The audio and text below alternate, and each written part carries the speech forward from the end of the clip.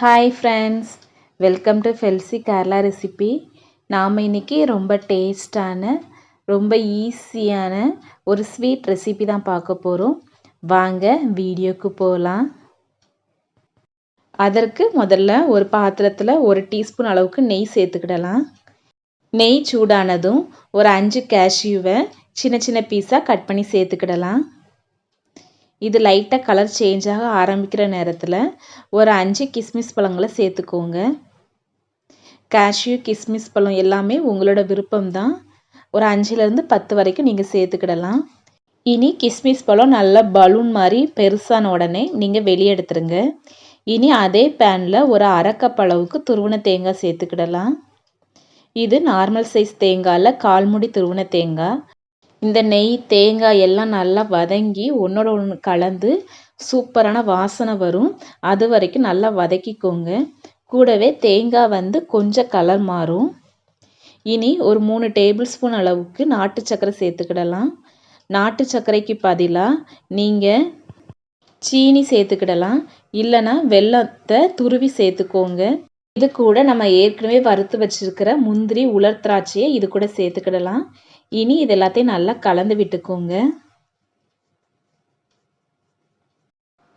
இது கூட ஒரு டேபிள் ஸ்பூன் அளவுக்கு தண்ணி சேர்த்துக்கோங்க.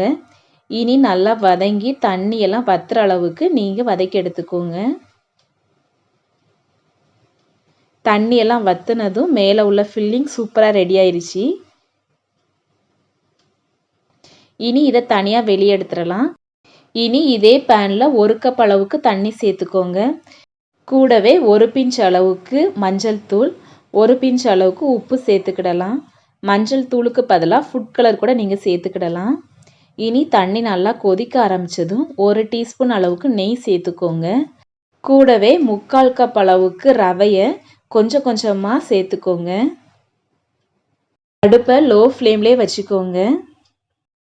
ரவையெல்லாம் நல்லா வதங்கட்டும். ஒரு 2லேருந்து 3 நிமிஷம் நல்லா வதக்கி எடுத்துக்கிடலாம். உங்களுக்கு தண்ணி தேவைப்பட்டுச்சுன்னா கொஞ்சமாக தண்ணி சேர்த்துக்கோங்க. கொதிக்க வச்ச தண்ணி கொஞ்சமாக சேர்த்து கலந்து விட்டுக்கோங்க. இதே மாதிரி ரெசிபிக்கு இந்த சேனலை சப்ஸ்கிரைப் பண்ணி வச்சுக்கோங்க. கூடவே பெல் பட்டனை கிளிக் பண்ணி ஆல் ஆப்ஷனை கிளிக் பண்ணி வச்சுக்கோங்க.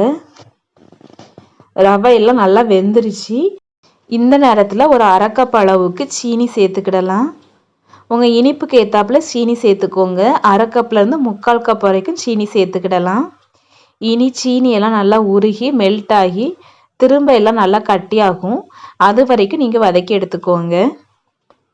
இந்த நேரத்தில் அடுப்பை மீடியம் ஃப்ளேமில் வச்சுக்கோங்க. இதே மாதிரி பேனில் இருந்து ரவை ஒட்டாமல் வரணும்.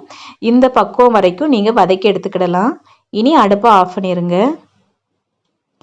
இனி மிதமான சூட்லேயே நீங்கள் உங்களுக்கு தேவையான அளவுக்கு ஷேப்பில் நீங்கள் பண்ணிக்கிடலாம். நான் இதே மாதிரி ரவுண்ட் ஷேப்பில் நான் பண்ணிக்கிடுறேன். சூடாக இருக்கும் போதே பண்ணிக்கோங்க, இல்லைனா ஷேப் கரெக்டாக வராது. இதுக்கு மேலே நாம் எடுத்து வச்சுக்கிற ஃபில்லிங்கை இது கூட சேர்த்துக்கிடலாம்.